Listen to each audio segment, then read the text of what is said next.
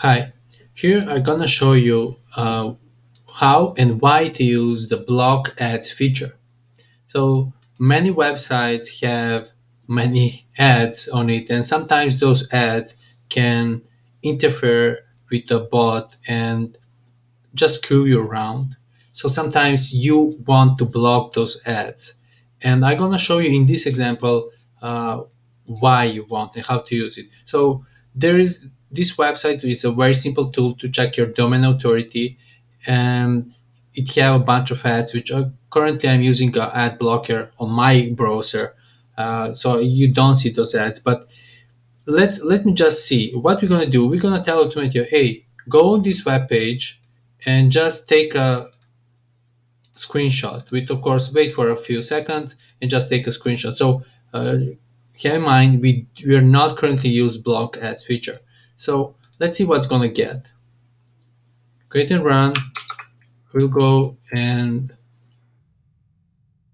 find this latest instance out there. Go directly to the screenshot and let's see what we're gonna see out there, or actually what Automate you're gonna see. As you can see, this is what Automatius see. He sees some bunch of some ads, which basically this is some Google ads, and something totally screwed. This is not what we want to see and what we should see.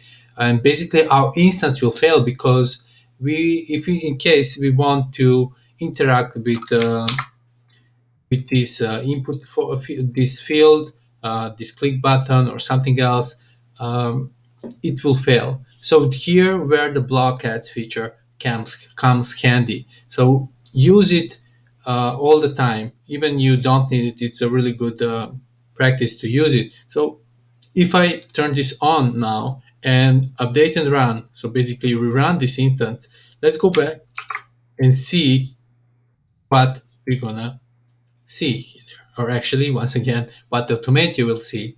So now it's going to block those ads and we're going to normally see this web page.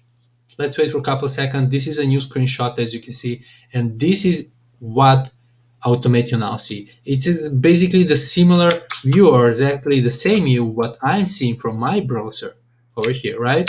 So this is where block ads feature comes really handy, and if you face sometime that your bot is failing for some unknown reason, even in the logs you see that something it cannot execute some action. That's why once again it's good to use the screenshot so you can see what is going on there. And once you detect that there's a block ad, that there's some ads blocking, it's always a good practice that you use the block ads at the start when you're starting your instance. So yeah, that's it about the block ads feature.